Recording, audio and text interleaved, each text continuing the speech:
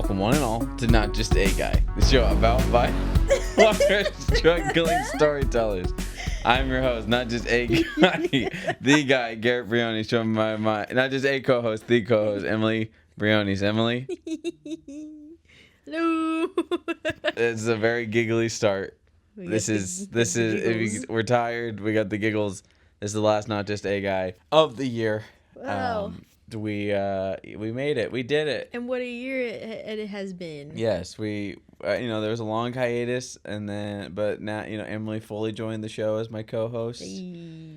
So we're just looking back on that. We're nothing crazy, no crazy announcements or anything like that. We're just gonna go straight into. We don't have much else going. Just holiday stuff. There's no crazy we bought a house. We got a feature. Yeah, no crazy updates. No. Yeah, I think this one we're just gonna get into it.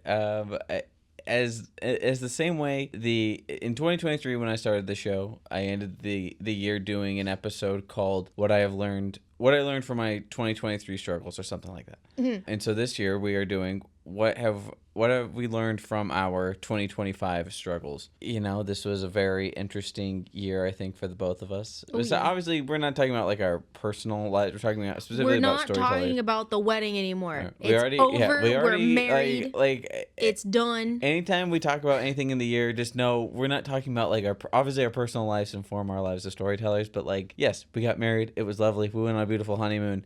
Obviously, that stuff was great. Yeah, that stuff was great, But we're talking specifically, this show is the show about if you couldn't hear me when I was laughing through it, the show is about struggling storytellers, yes. Us and our guests, correct. Any guests that we have. It is by struggling storytellers, us, and it is for struggling storytellers, the listeners. Yeah, not by newlyweds for newlyweds. Yeah.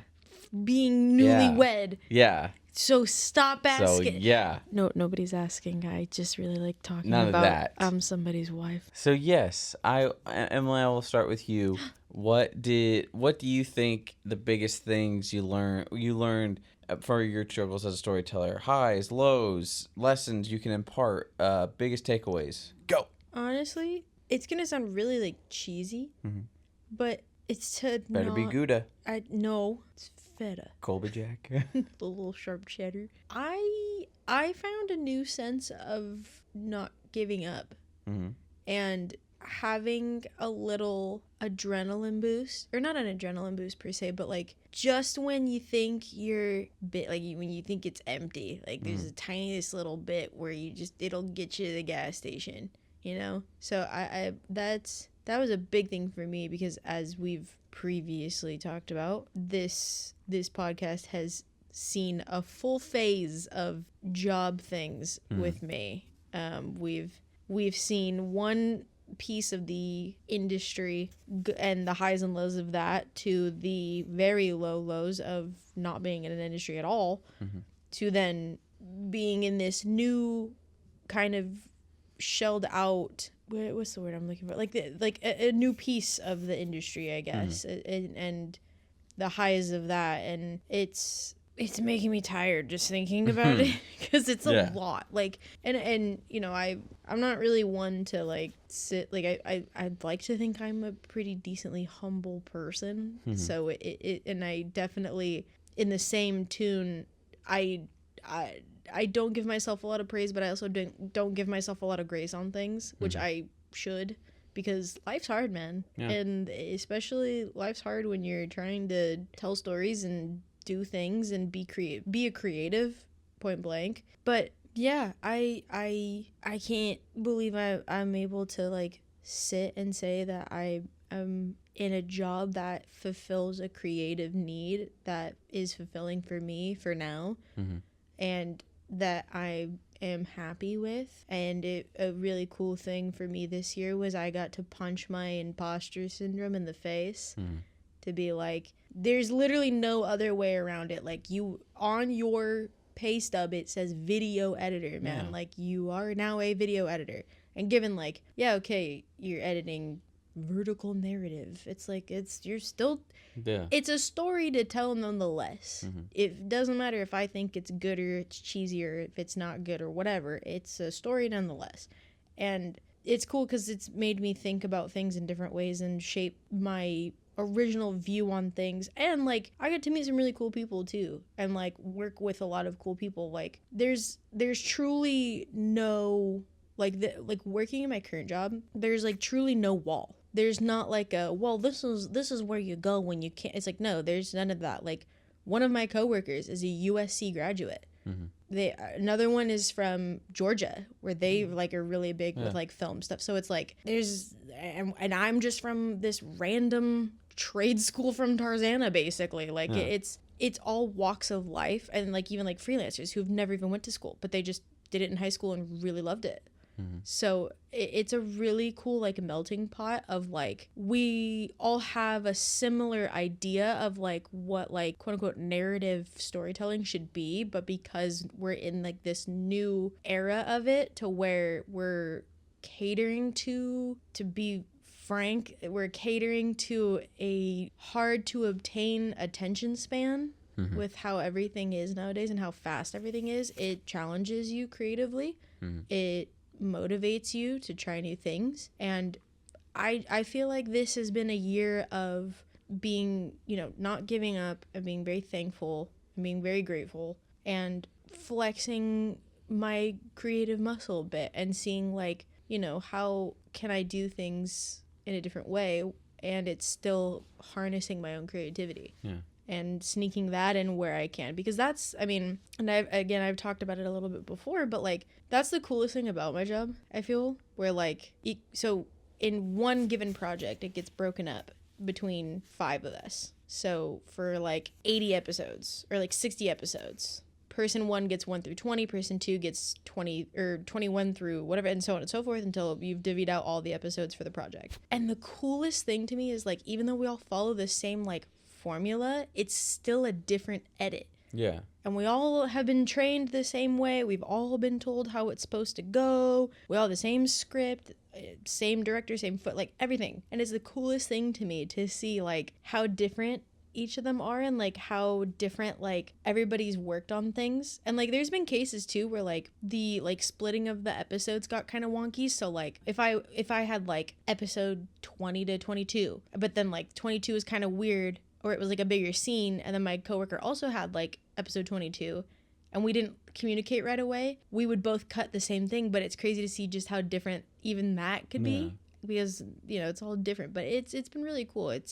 I would say it was hard in the beginning, but we're here. And it's cool, and I will be working my butt off as best as I can, because that's what I want to do, and keep doing what I'm doing for now. And I am now having a good time. I was not having a good time, and now I am having a good time, and also it's fun. That's what I say.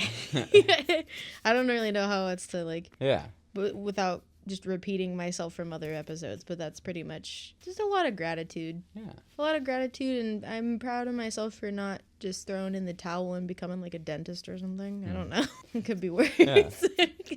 I totally get what you're saying, and you know, I think for me this year has mostly just been kind of like trying to learn to go with the flow a lot more. Like I had very lofty plans. I wanted Crusades to already be out now, and I don't know. Truthfully, I don't know when it's gonna come out, and you know, I kind of, coming into this year, I hadn't really written as much as I had wanted to. I had finished the first 2 volumes, or I finished the first volume of Crusades, and I finished most of the second volume in 2023. And I've done punch up on other things, you know, rewritten sequences, added things, stuff like that. But it had been a minute since I had really written some stuff. And so then this year I finished the episodes of Crusades Volume 2 that were kind of nagging at me because they were a big undertaking. And then I think that I learned writing those 2, once I kind of like cracked how I would do it, then I think it just kind of opened the floodgates where I wrote something just because I was kind of excited to do it, and also just because I just really, it was coming upon the anniversary of someone I lost last year, and so it was like really informed the story I wanted to tell, and so that one kind of just came out of me. And then immediately, because I enjoyed it so much, I wanted to do another installment, so I wrote another one, and then that one had a little bit of a break because I wrote a little bit. It was actually around the time of your bridal shower. Just so much is going on. I took a month or two break from writing it, but then when I came back to it, it was just like the rest of the story just kind of exploded out of me. And then even that, I had so much fun writing that one that I was like, well, what if I do 3 more of these? Like I had planned on just doing 2 of them and then getting back to writing more Crusades, and then I just was having so much fun with this other corner. I describe it as, I keep calling it the sister series to Crusades. Crusades is the mothership, but this is the sister series. And I just was having so much fun writing it that I came up with 3 other ideas I had never planned. I came up with them and I outlined all 3 and I wrote all 3. And I finished those not that long ago. And I've kind of taken a little bit of a writing break after finishing that. But even now, like, again, just kind of letting things flow, letting things take me where they go. On the last episode, I talked about how I was kind of planning a feature, and I still am, a micro-budget feature. I've been toying around with some ideas. I've kind of, at the moment now, I've combined 2 separate ideas that I've had.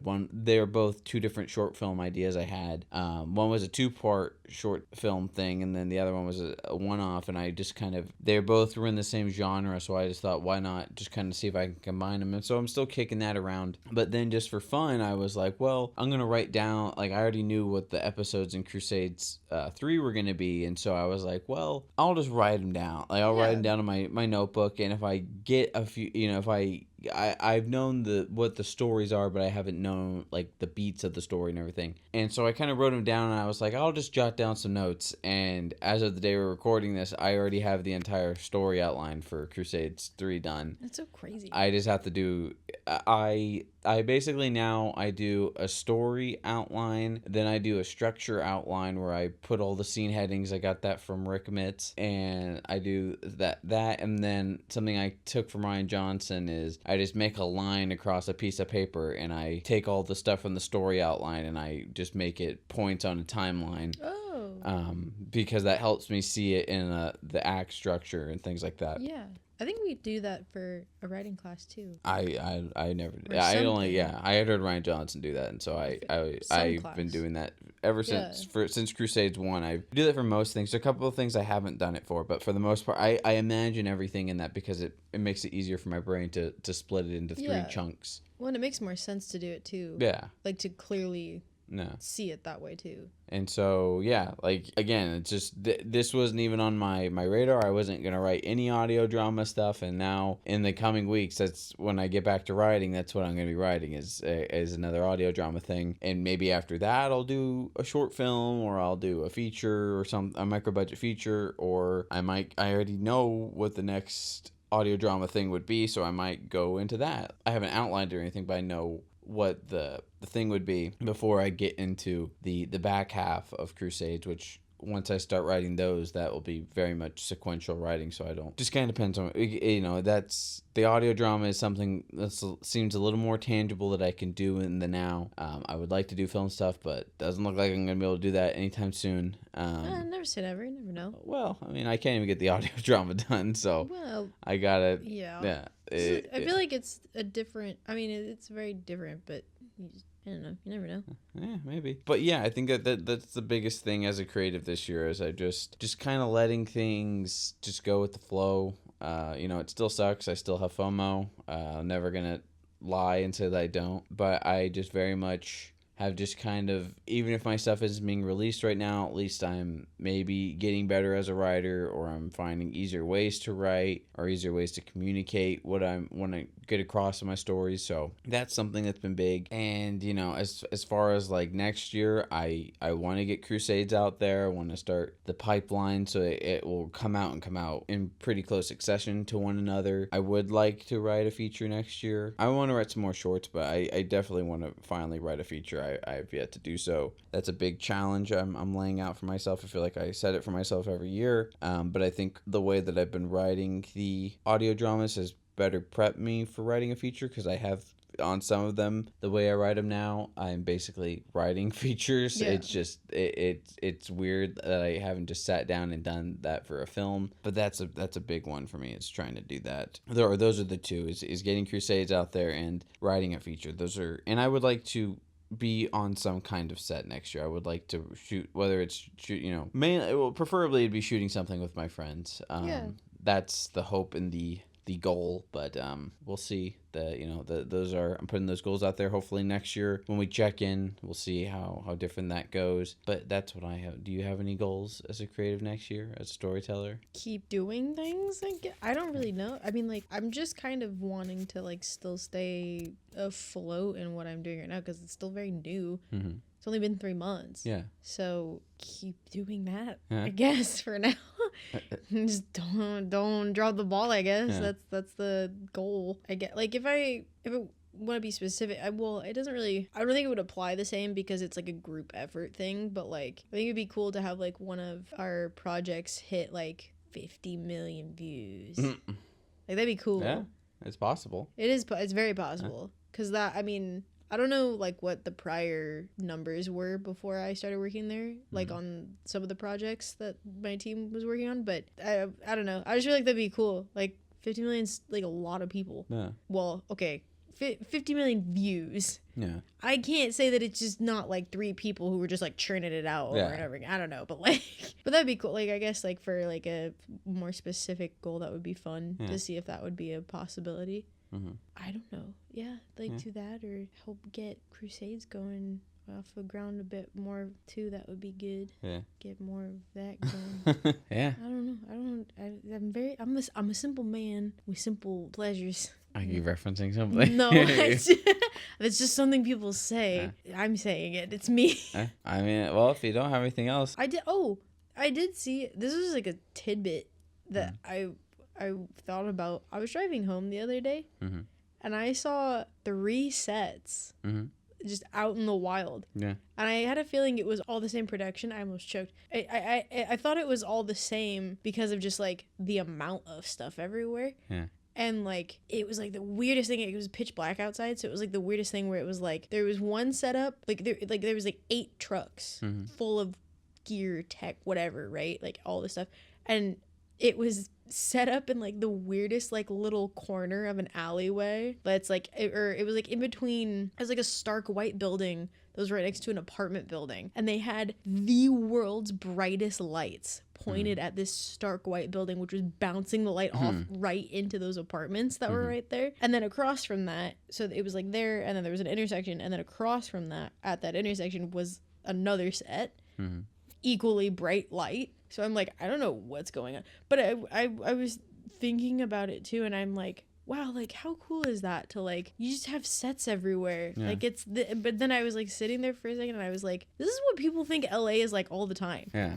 People think that you will drive around and you will just constantly see people on a set filming in LA. Yeah. Which is so not the case. And then I couldn't help myself with being wow, that was really cool. And I wonder what they're filming, and I would be curious to kind of poke my nose in and see what's going on and da. But then I stopped, and I was I've never I had to explain it to my dad, where being on set for me is it's like admiring a volcano. It looks really, really cool from afar. Yeah. But you never want to be in the volcano. Yeah. Because it's not for me. Because you mentioned being on a set. Mm-hmm. And I've never, I had my taste of that in college, and I'm small. I don't really do a lot. I wouldn't find something that I think I would be beneficial for on set. Mm-hmm. Although I think it would be fun to do, and this I guess could be another goal for me. I think it would be a fun thing to do if it was more of maybe not obviously it probably wouldn't be ran that way, but a professional set or anything crazy, but having our friends just kind of goof and film some cool stuff and have a fun time. I think that would be kind of fun. I don't know what I would do, but it would be fun to just to be well, wasn't a set. We were just kind of bouncing around different places, and we filmed a story, and it was cool. Yeah. Because I know how us and our friends operate, and I don't think we would ever actually be able to, unless there was other people who we didn't know, I don't think we'd be able to actually operate like it was a professional set. Yeah. So, I just thought that was a fun tidbit. Yeah. Because you said set, and I remembered that. Yeah. So I guess, that would be cool. Like, to just have a fun time. We'll see. That's the hope and the goal is, we're trying to put together a team of people, know, to work on stuff, so. The Avengers, but for filmmaking. Not everything is the Avengers, Bubba. I want it to be, though. Well. It's awesome. Well, at the time of people listening to this, they've seen the first footage from Avengers Doomsday, actually. Oh, really? Yeah, it's showing. Is that out? It's showing in front of Avatar. Ooh. Yeah. Oh, that's cool. Yeah. There's apparently there's multiple versions or something like that. Like the and there's like a multiverse of madness. Well, there's also a big leak that people know what it is. That sucks. And it was like a big thing. People would have gone crazy in the theater. I mean, there's still gonna be a lot of people that don't know it. I'm saying this, but the episodes are the movie's already out. People already know what it is. I'm not gonna say it, but don't. I'm not gonna keep speaking about it because people already know what it is. Do you know what it is? I know what it is. Yeah. Oh. I mean, it's already something that was rumored, but it's just you don't know. You haven't seen the movie. Oh. Well, I know what's in the thing because I've already known about this for a while. But anyways, I think that's gonna do it for this episode. It's not gonna be a particularly long one. Yeah, no. But yeah, we want to thank everybody for listening. This is a little podcast there will probably be some changes. We're gonna, this is just something we do for fun, something to let other storytellers know you're not alone out there. Other people that are lost, it's rising storytellers. It's the people who are trying to. Oh yeah, I know, but it's for everyone. It's all of us who are trying to put the square peg in the round hole. We're all trying to do it and make it some way, shape, or form. But yeah, we'll see what changes we make in the new year. Hopefully, we want to have I want to have some guests on, talk with some people. There are some people that have expressed interest. It's just hard to figure out schedules, especially very hectic time of the year right now. Yeah. So hopefully in the new year we can have some people on and just keep spotlighting the struggles of storytellers. That's what we do. But that's going to be it for Not Just A Guy. That's going to be it for Not Just A Guy in 2025. Ooh. And that's a wrap on Not Just A Guy 2025. Yeah, it is. Whoa. That is fun. So that will do it. We will talk at you in the new year. Yeah, happy holidays. Yeah, happy holidays, happy new year. Be safe out there, have fun. But that's gonna do it. I have been Not Just A Guy, the guy Garrett Briones, from my co-host Emily Briones. Hi. And we will talk at you in 2026. This has been a Bachelor Class production, hosted by Garrett Briones, edited by Emily Cunningham, music provided by Stephen Cruz. For more information, follow us at Bachelor Class.